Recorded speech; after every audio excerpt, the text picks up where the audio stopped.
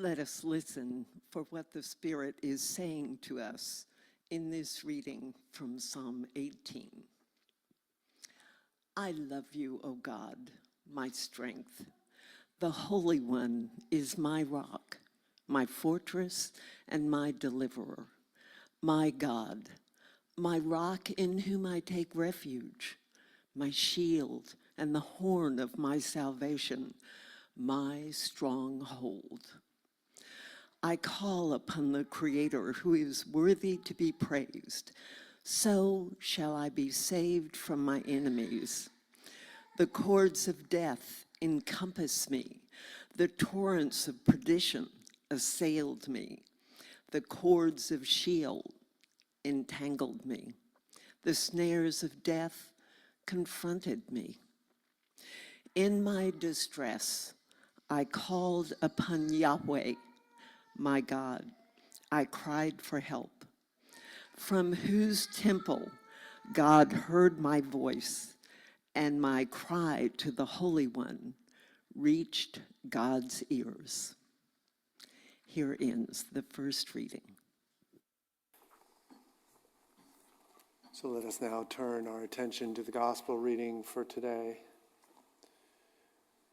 This is a continuation from the reading last week where Jesus had appeared to the disciples by the charcoal fire on the beach. They'd drawn in the huge load of fish. Some of us fishermen were envious, right? They're big fish, right? It's good fish. And today we hear Jesus addressing Peter from John chapter 21. When they had finished breakfast, Jesus said to Simon Peter, "Simon, son of John, do you love me more than these?" Peter said, "Yes, Lord, you know that I love you." Jesus said to him, "Feed my sheep." A second time he said to him, "Simon, son of John, do you love me?" He said to them, "Yes, Lord, you know that I love you." Jesus said to him, "Tend my sheep." He said to Peter a third time, "Simon, son of John, do you love me?" Peter felt hurt because he said to him the third time, "Do you love me?" And he said to him, "Lord, you know everything. You know that I love you." Jesus said to him, "Feed my sheep. Very truly I tell you, when you were younger, you used to fasten your own belt and to go wherever you wished. But when you grow old, you'll stretch out your hands, and someone else will fasten a belt around you and take you where you do not wish to go." He said this to indicate the kind of death by which Peter would glorify God. After this, he said to him, "Follow me." May God add blessing to this somewhat confusing but wonderful passage. So one of my transformative experiences during my time at the monastery in Taizé involved a friend of mine whose name was Stefano. He was someone who knew everything, even if he didn't really know it. He was someone who was right about everything, even when he wasn't right. But he was sure. And he and I had this growing relationship with some tensions in it every once in a while. And my responsibility, I don't know if you know this, my responsibility at the monastery became that I was in charge of what was called the Great Kitchen, where they prepared food to feed up to 10,000 people. And so I had all the keys of power. It was wonderful, to all the cheeses and the fruits and the biscuits. And anyway, and I was in charge of organizing these things. And so my team and I had just organized all the biscuits for Taizé. Big cardboard boxes. We'd stack them up. We'd organize them by date.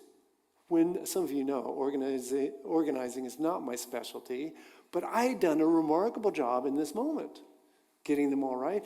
And Stefano came in, and he said, "This is just wrong." What? I could feel the blood rise in my face. I said, "What are you talking about? This is what we did. This is how we organized. It's beautiful." I said, no, that's not how I would have done it, so you need to do it over again. I took my keys. I'd had enough. I slammed my keys down and stormed out of that place. I went and I called my personal brother, one of the brothers of Taizé, who was my spiritual director for my time there. I called him up and I said, I need some time. I'm furious. I need you to listen to me. He graciously invited me down to the house.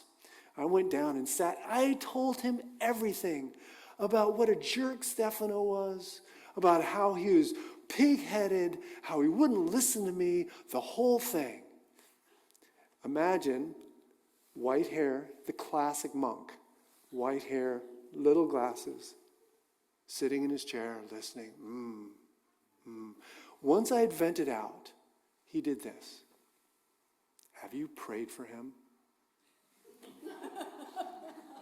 Seriously? That's what I get? I was aggrieved here. I was hurt here. And he asked me if I'd prayed for this man. Well, of course I hadn't. I was mad. But it stopped me in my tracks. It was one of the great lessons of my time there. And it changed me. I started praying for him that night, and guess what? I wasn't angry at him as much. It took some time because we still had some tension, but I started praying for him every day. And remarkably, things changed. Things got better. I was more patient. I saw him differently.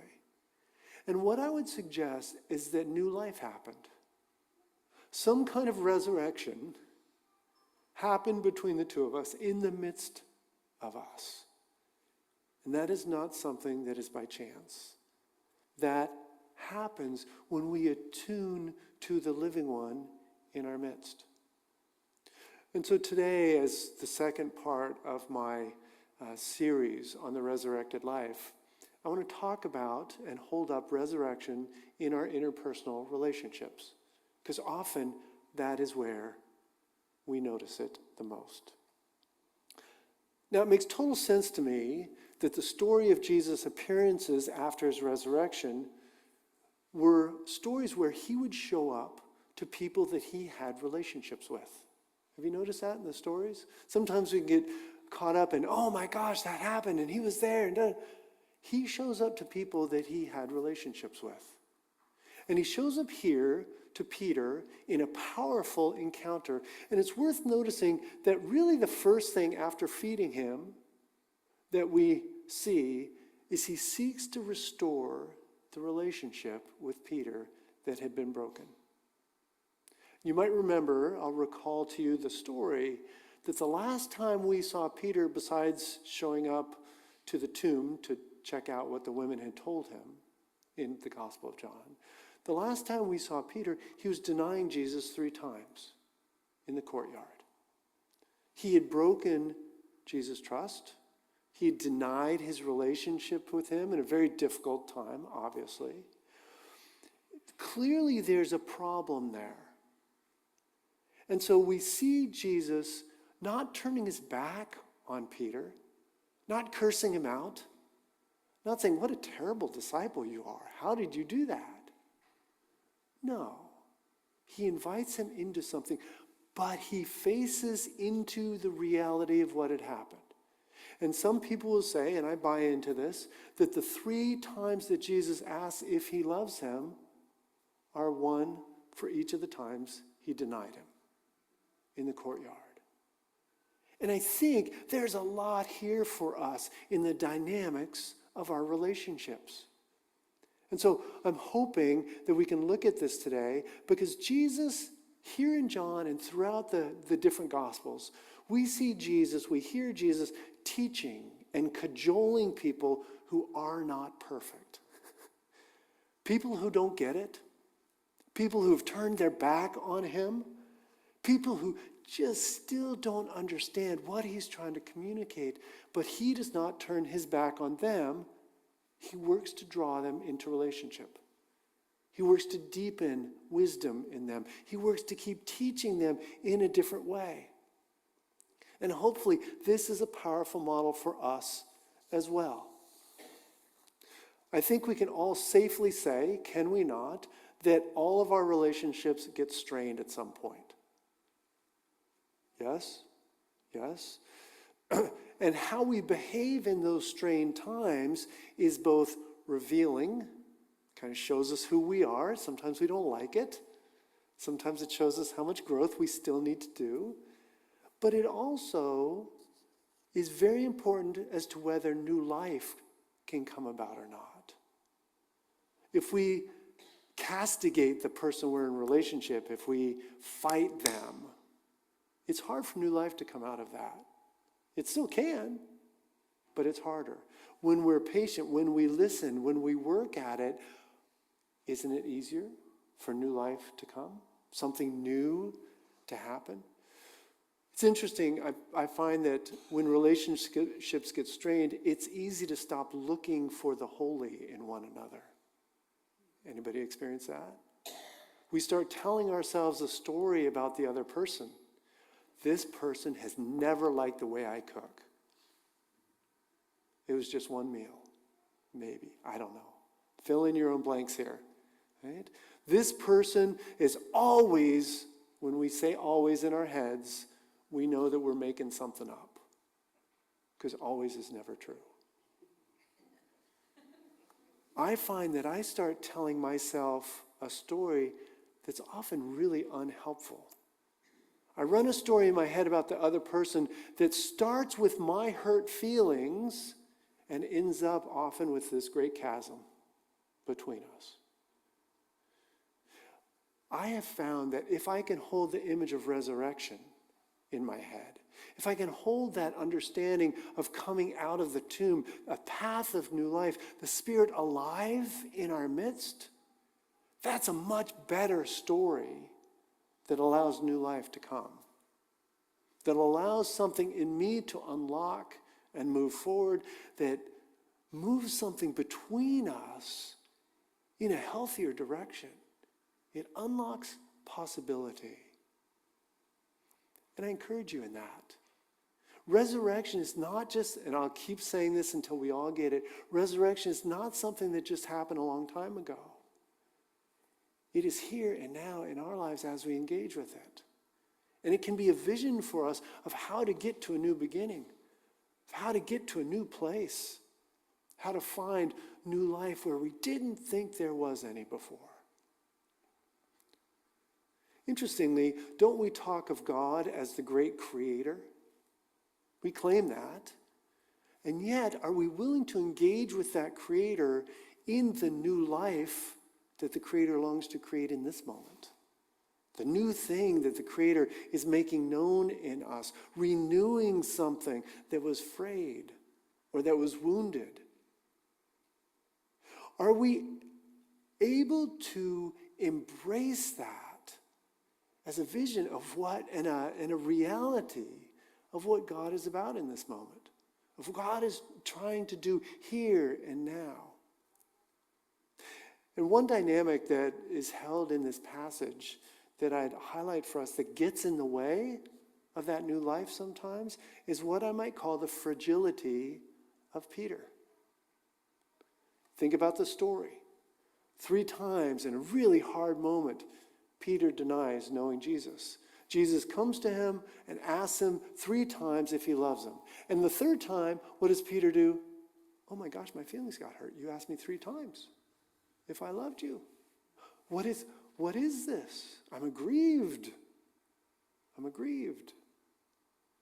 That's a fascinating reaction to me. Fascinating. Peter was the one who had done the original hurt, who denied and turned away. You would have thought that he would welcome the chance to make that right, whatever Jesus wanted of him. Oh my gosh, he's talking to me. I totally forgot about him. I denied him back there. He's talking to me and giving me a chance to engage with him and make things right. Hallelujah.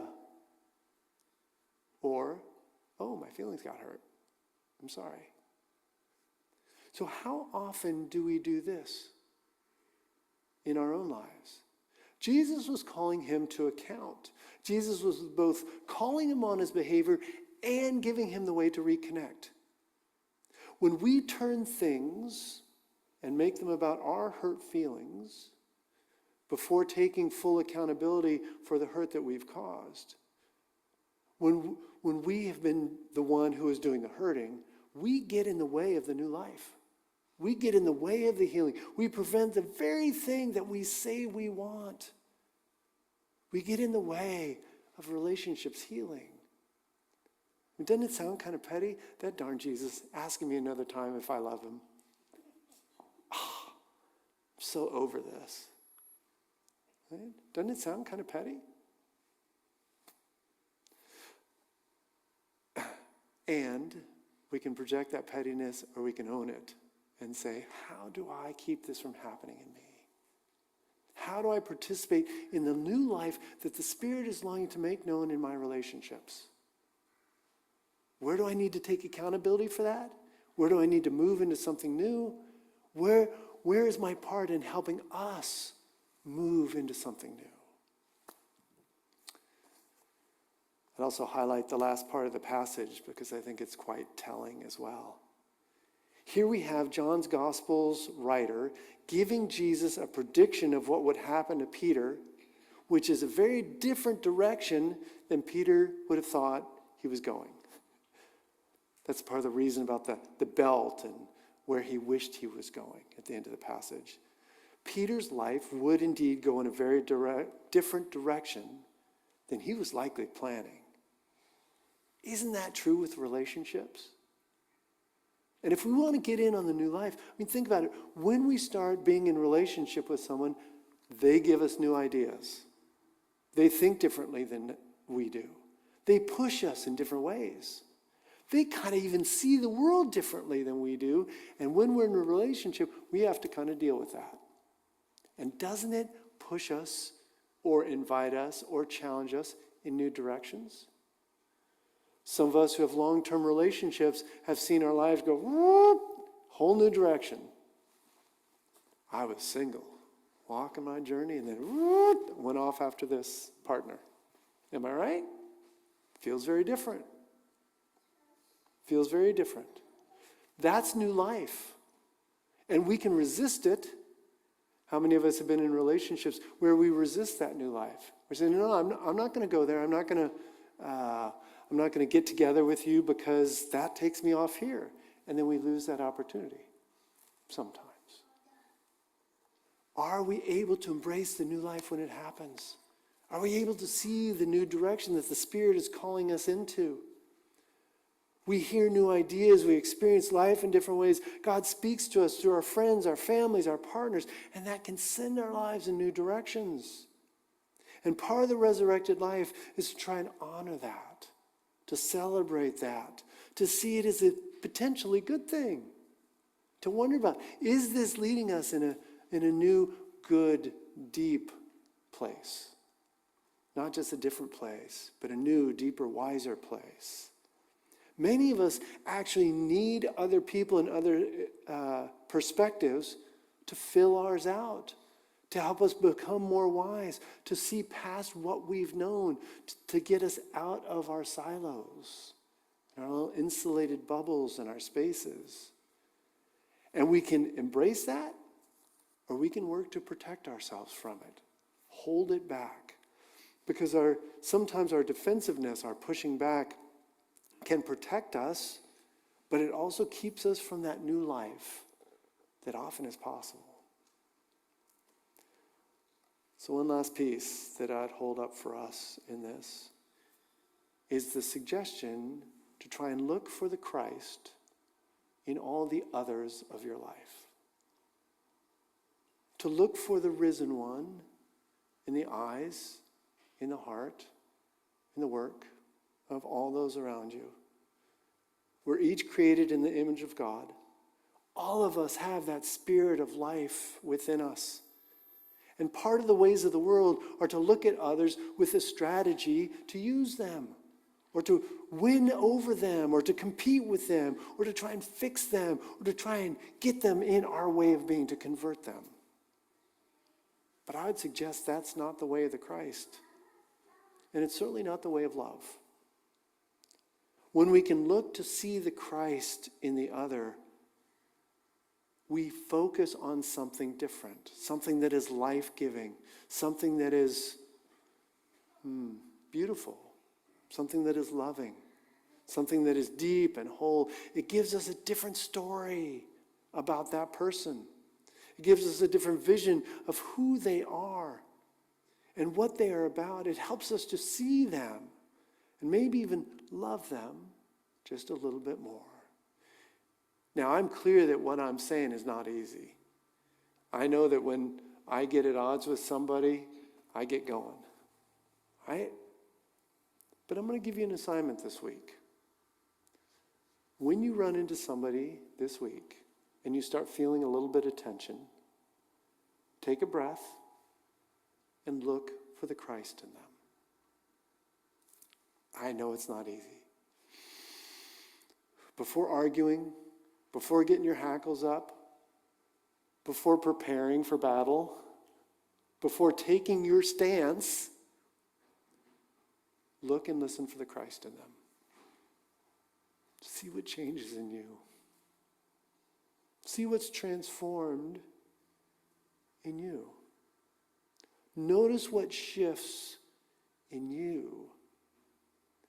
Because I'll bet if it shifts in you, it's going to help shift in them as well. Watch for the new life that happens.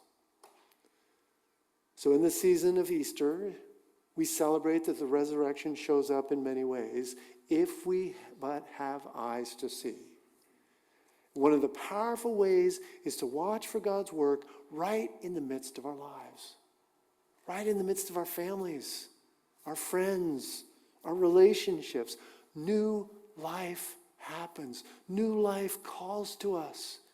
New life is longing to be born. Old ways can die. New life can find a way. Can we celebrate it? Can we own it? Can we let it live in us today and all our days? Amen? Amen.